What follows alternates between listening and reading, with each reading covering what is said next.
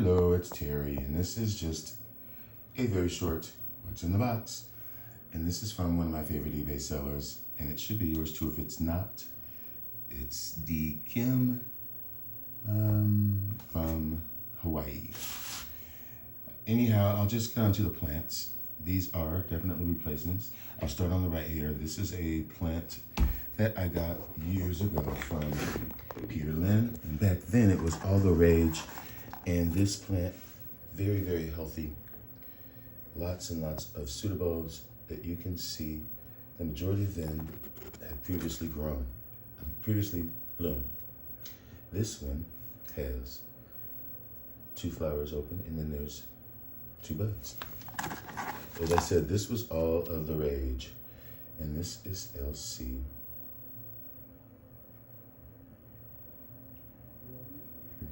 His Sinbu Lady YT.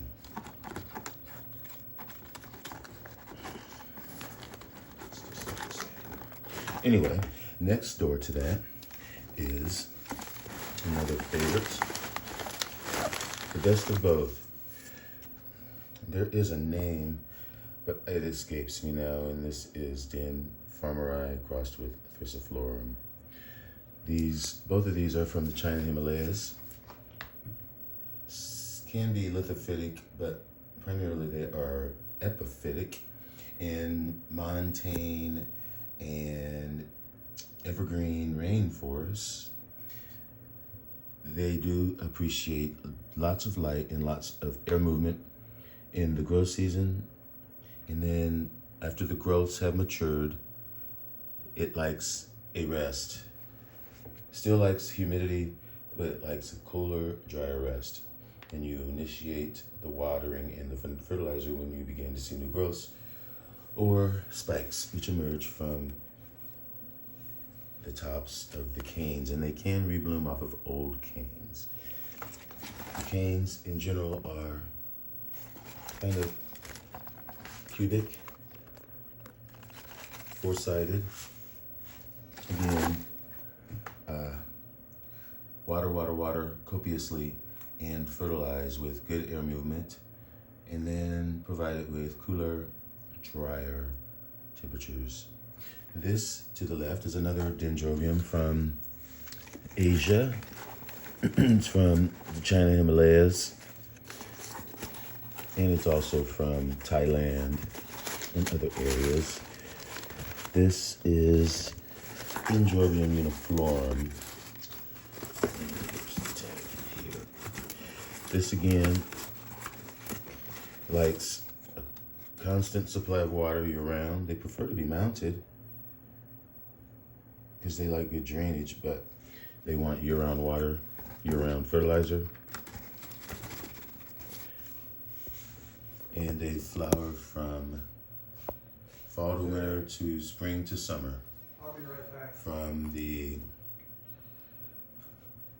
apex of the leaves, as you can see, where the inflorescence sprouts and the buds form and then the flower. This is confused with a few other dendrobiums that are of this type, covered in sheaths. These are typically blooming from leafless canes, but you can see they can bloom as well from canes with leaves. Again, good sun, shade from the middle of the day. Prefers to be mounted.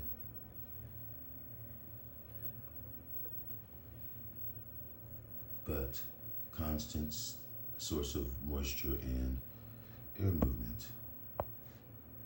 And humidity as well. And light. And you will get a constant supply of these nubbins, which will transform into inflorescence. There is no fragrance, unfortunately.